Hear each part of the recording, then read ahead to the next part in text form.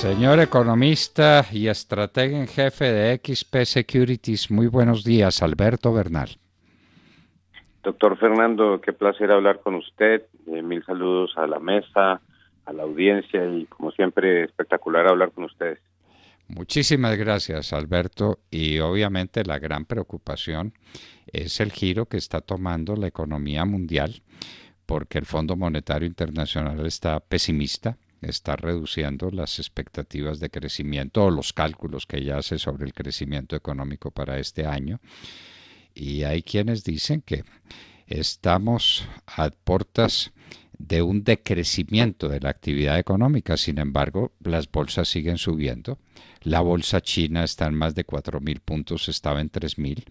La bolsa de los Estados Unidos de 16.000 puntos, de 18.000 puntos, perdón, ha subido a 26.400.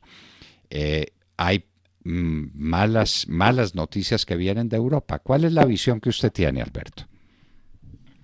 Pues doctor Fernando, le cuento, mire, yo estuve todo el fin de semana, la semana pasada tuvimos una agenda bien compleja en XP, tuvimos a toda la plana mayor del gobierno de Brasil, al ministro de Hacienda, a los directores del Senado, de la Cámara, etcétera, en una reunión con inversionistas en Nueva York el miércoles y el jueves, y yo el jueves por la tardecita tomé el avión para Washington y la agenda siguió en Washington con el viernes y el sábado, con la participación pues de todos los ministros y presidentes del Banco Central de los países latinoamericanos, incluido obviamente Colombia, que obviamente el doctor Carrasquilla nos acompañó y Hernando Vargas nos acompañó, Echavarría no pudo, pero tuvimos a una cantidad de inversionistas. Mire, doctor Fernando, yo le conté para unos 70, 80 inversionistas oyendo al ministro Carrasquilla y a la delegación argentina y a la delegación de Chile, y tocamos absolutamente todos estos temas. Yo le cuento una cosa, yo creo que lo que está tratando de hacer el Fondo Monetario Internacional con el documento que acaba de sacar es mandar una advertencia, y para ponerlo en términos coloquiales, yo creo que lo que quiere hacer el fondo es contarnos y recordarnos que pues de eso tan bueno no dan tanto, doctor Fernando. Entonces hay que hacer la tarea y hay que mirar qué falta o qué no falta o qué está bien y qué no está bien en la economía mundial para evitar tener que lidiar con como dice usted, un decrecimiento de la economía. Lo que sí, y creo que es un hecho, es que muy seguramente el 2019 va a ser el año de menor crecimiento económico a nivel agregado, a nivel mundial, desde el 2009, porque la economía solamente va a crecer aproximadamente un 3.3%. La economía mundial es versus el 3.6% que creció en el 2018. Ahora 3.6% es un crecimiento bastante fuerte para la economía mundial en agregado. Pues fíjese que, o sea, mejor dicho, la economía mundial creció más que la economía de Colombia cuando debería ser completamente al revés. Pero posiblemente el 2019 lo que vamos a ver es que, digamos, la economía de Colombia crezca más que la economía global, que es el derecho de las cosas, ¿no? Esperemos que esa sea la situación. Pero entonces, lo que vi yo fue una visión más parca de los líderes económicos mundiales, pero no una visión ni siquiera cercana, parecida a lo que sentía yo, por ejemplo, cuando iba a las reuniones en Washington en el 2008 y en el 2009, porque yo, pues, mi trabajo es ir a estas reuniones siempre, ¿no? Entonces creo que sí hay que ser justos con la evidencia y hacer esa comparación. Entonces no hay digamos, un ambiente de catástrofe.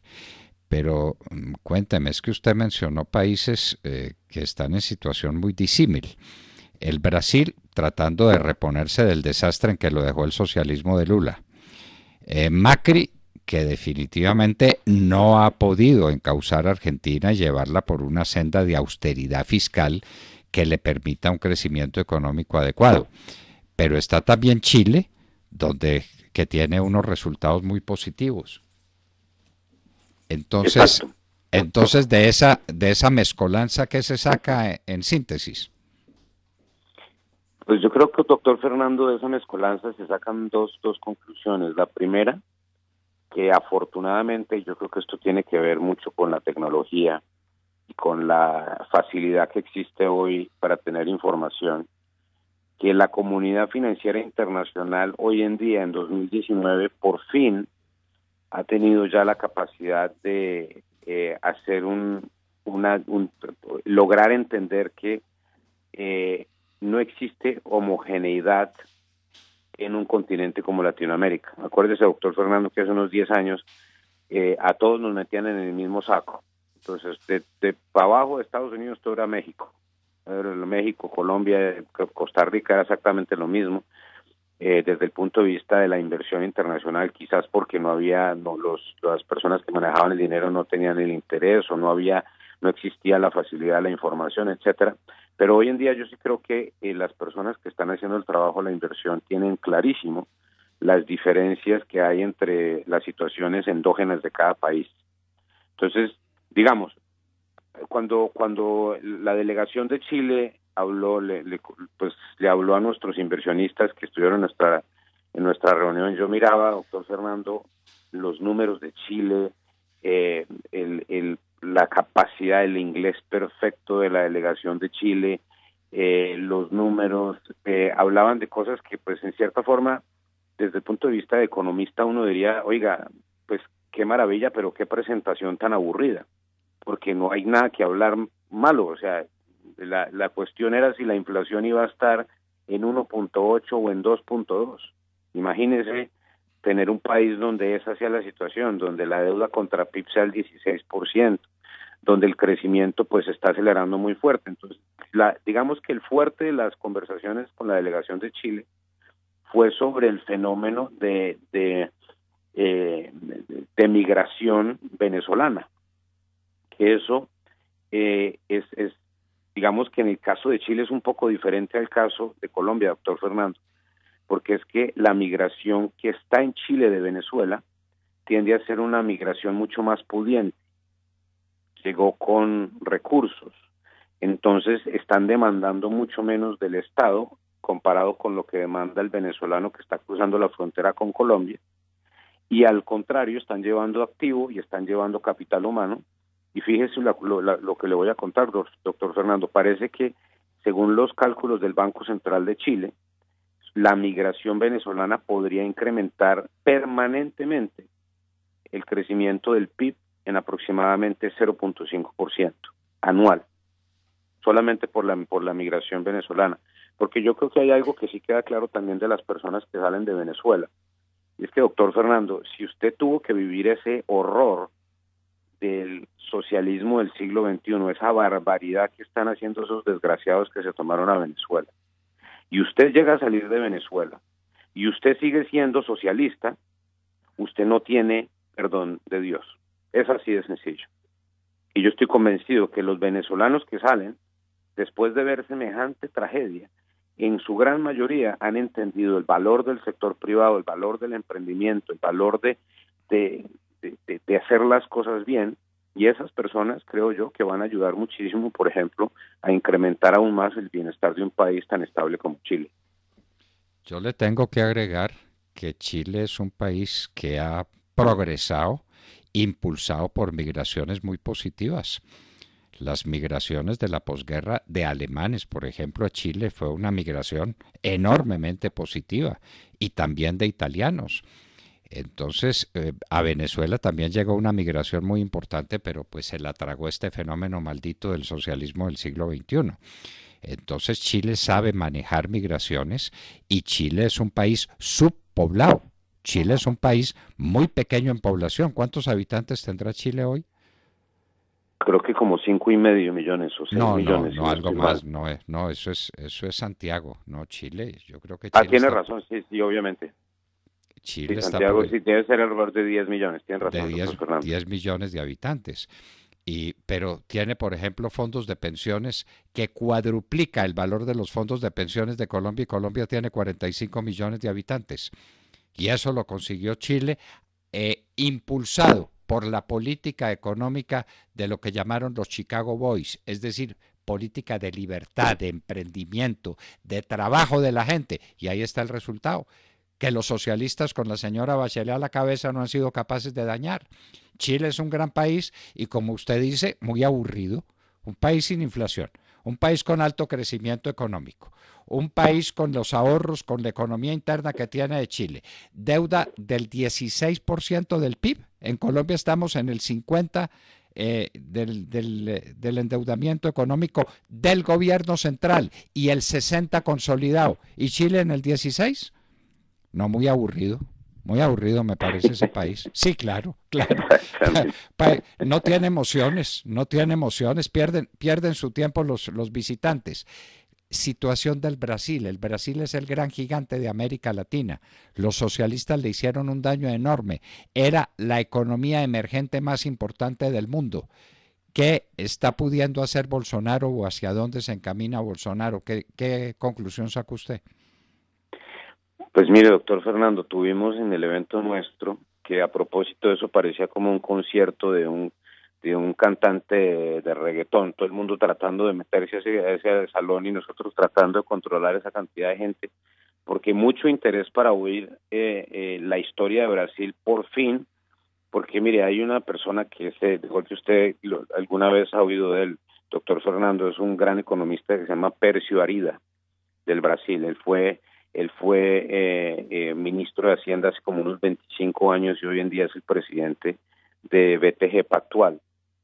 Y él dijo lo siguiente, no en el evento nuestro, sino como hace unos 2 meses, yo estaba en una conferencia en Sao Paulo y él dijo algo que me pareció fascinante. Y dijo, mire, yo no sé si Bolsonaro la va a sacar adelante o no la va a sacar adelante.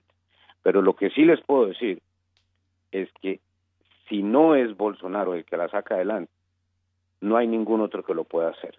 Porque si hubiera ganado el Partido de los Trabajadores otra vez, Brasil seguiría inmerso en esa barbaridad que sigue siendo el socialismo del siglo XXI, que tiene cautivado a tanto incauto en este mundo, porque la equidad y la yo no sé qué, y que no más ricos y que todos perfectos, mejor dicho, esa barbaridad que le encanta hablar a Petro y a sus amigos, pues mejor dicho, seguía completa, esa infección tenía completamente jodido a Brasil.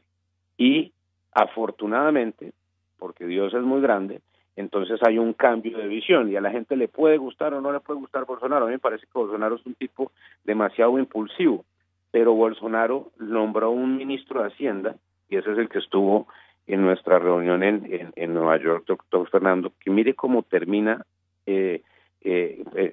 Guedes, el ministro Guedes, la conferencia con los inversionistas. Me pareció mágico y dijo lo siguiente: mis amigos inversionistas, en perfecto inglés, lo que nosotros vamos a hacer es más Brasil y mucho menos Brasilia. Mágico. Menos regulación, menos impuestos para las empresas, menos obstáculos. Doctor Fernando, hay casos de ese gobierno maldito que tuvo Brasil en los últimos 16 años con Lula y Dilma Rousseff. Que, óigame esto, usted se estaba demorando 20 años en recibir una licencia ambiental para poder hacer una hidroeléctrica. 20 años.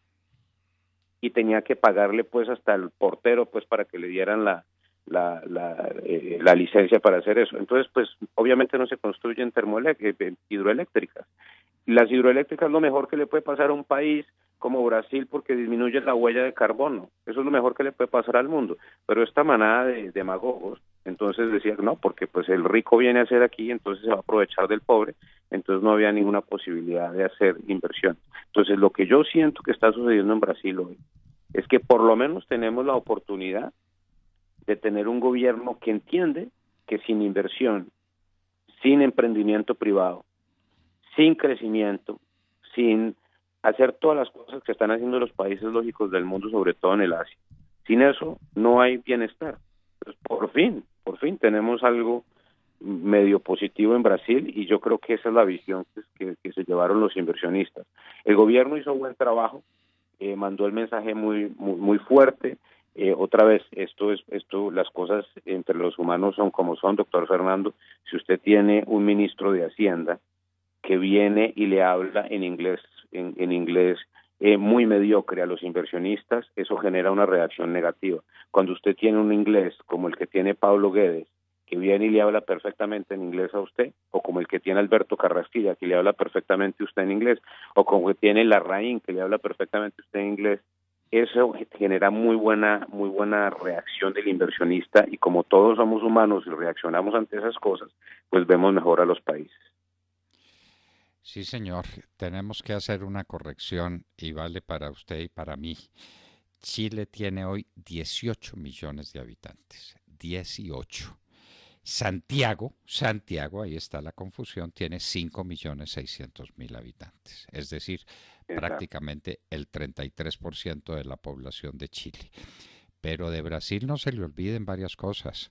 Brasil es el primer productor de etanol del mundo. Brasil es el primer productor de café del mundo. Brasil es el primer productor de naranjas del mundo. Brasil es el primer productor de soya del mundo. Brasil es un país que cuando dice a producir, y el estado de Sao Paulo, si usted separa a Sao Paulo del resto de Brasil, tiene que el estado de Sao Paulo tiene un desarrollo económico parecido al de Suiza, por ejemplo. Eh, a los brasileños hay que tenerles eso en cuenta, y ese era el Brasil de Cardoso hasta que llegó este salvaje de Lula y esta bandida de la Dilma Rousseff a acabar con ese país, y lo consiguieron en buena parte, ¿no? Exactamente, porque Lula, hay gente que dice que Lula no fue tan malo, lo que pasa es que a Lula le llegó y le tocó jugar pues con la selección de Brasil del 82, que sí es muy fácil. Pues porque si usted tiene con los commodities a los precios más altos en 50 años y usted no logra generar aunque sea algo de estabilidad por eso, usted es un completo inútil. Entonces, ahora yo sigo pensando que Lula es un inútil, y es una persona que le hizo mucho mal a Brasil, pero bueno, al menos tuvo la suerte de tener los precios de las materias primas altas, y entonces pues fue menor la catástrofe. Pero lo que hizo Dilma Rousseff, que esa sí es además extremadamente corrupta, y una visión o sea, hay algo que también es importante decir, que Dilma eh, fue tomó las armas, ¿no? Ella fue guerrillera, Lula no. Entonces, en ese sentido, digamos que existe un paralelo que se podría hacer digamos, con el liderazgo de la izquierda en Colombia, donde algunos se levantaron en armas, otros no, y pues uno tiene que decir que el que al menos no tomó las armas, por más mamerto que sea, pues es mejor que el guerrillero, ¿no? Claro. Entonces, esa pues es la situación de América, la situación de Argentina muy complicada. Usted ya vio que Macri se lanzó por el control de precios, ¿no? Como no tenemos noticias sobre lo que ha sido el control de precios en la economía del mundo, donde quiera que lo han impuesto como política económica, Macri acaba de hablar de control de precios. Y por ahí se empieza, y esa es la catástrofe. En el país más rico, pero mucho Buenos Aires y poca Argentina. Y esa lección que usted nos ha dado sobre menos Brasilia y más Brasil es la lección fundamental. Aquí diríamos menos Bogotá, menos Capitolio Nacional y más Colombia. Que la gente pueda trabajar, desarrollar sus negocios, tener emprendimiento, que el dólar pueda fluctuar sin la influencia de la cocaína, porque el tema de Colombia es un tema particular donde la cocaína nos está destruyendo. Bueno, Alberto, como siempre, hablar con usted es un gran placer, y tenemos muchos temas. Esperemos que en la semana de Pascua usted tenga también libertad y tiempo para que nos comente, por ejemplo, la situación de China, que en medio de todas las tribulaciones que se le puedan imputar a China, hay cosas supremamente positivas, entre otras que la bolsa de valores resucitó y que recuperó lo que había perdido después de la guerra comercial decretada por los Estados Unidos contra China. Son situaciones muy importantes, y la situación de Europa, que la situación de Europa es bastante delicada por muchos aspectos. Conversaremos entonces a partir de Pascua, Alberto. Claro que sí, ustedes saben aquí dónde encontrarme. Yo en la parte que esté, encantado de hablar con ustedes, doctor Fernando. Muchísimas gracias.